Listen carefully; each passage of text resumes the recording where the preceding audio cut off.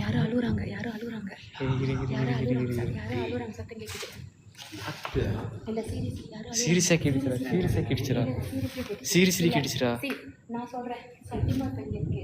சத்தியமா இருக்கு. இங்க பாரு கூட்டு ஒரு நாள் பேய் ஓடுறானா?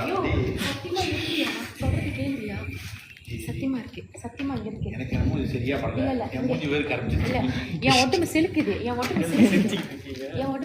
சத்தியமா இருக்கு. சேமான இடத்துக்கு போய்க்கிறேன். தாழ்வான இடத்துல நோக்கி. இல்ல முதல்ல யாரும் பிரிய வேணாம்.